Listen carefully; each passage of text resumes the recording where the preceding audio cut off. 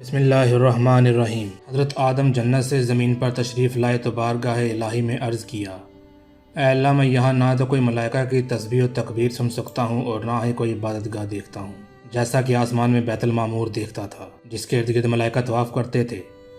بارگاہ الہی سے جواب آیا کہ جاؤ، جہاں ہم نشان بتائیں وہاں کعبہ بنا کر طواف بھی کر لو اور اس کی طرف نماز بھی ادا کرو۔ حضرت جبرائیل علیہ السلام ان کی رہبری کے لیے ان کے ساتھ چل پڑے اور انہیں وہاں لائے جہاں سے زمین بنی تھی، یعنی جس جگہ جھاگ پیدا ہوا تھا، اور پھر وہ جھاگ پھیل کر پوری زمین بنی۔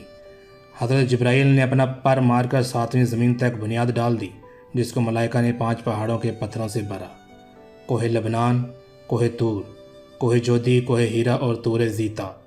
بنیاد بھر کر چاروں طرف کی دیواریں اٹھا دیں۔ اس طرف آدم علیہ السلام نماز پڑھتے رہے اور طواف بھی کرتے رہے۔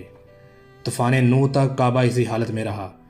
اس وقت یہ عمارت آسمان پر اٹھا لی گئی اور کعبہ کی جگہ ایک اونچے ٹیلے کی طرح رہ گئی، مگر پھر بھی لوگ برکت کے لیے یہاں آتے تھے اور آ کر دعائیں مانگتے تھے۔ پھر حضرت ابراہیم علیہ السلام کے زمانے تک کعبہ اسی حالت میں رہا۔ جب حضرت اسماعیل اور ہاجرہ اس میدان میں آ کر ٹھہرے تو ان کی وجہ سے یہاں کچھ آبادی ہو گئی۔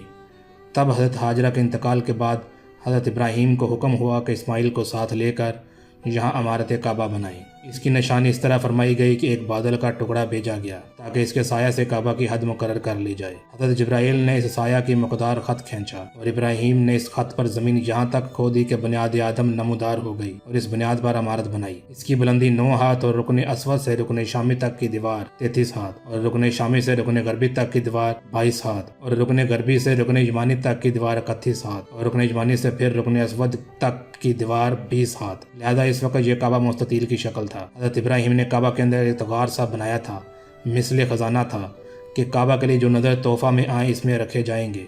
اس کے دروازے 2 تھے، ایک داخل ہونے اور نکلنے کا، اور کعبہ بنانے والے خلیل تھے اور ان کو گار اور پتھر اٹھا کر دینے والے اسماعیل تھے۔ اس عمارت میں 3 پہاڑوں کے پتھر لگائے گئے۔ ابراہیم سے پہلے کسی نے یہاں عمارت نہ بنائی تھی، مگر آپ کے بعد کئی دفعہ اس کی تعمیر و مرمت ہوئی اور حالات کی وجہ سے اس میں کی تبدیلیاں بھی ہوئیں۔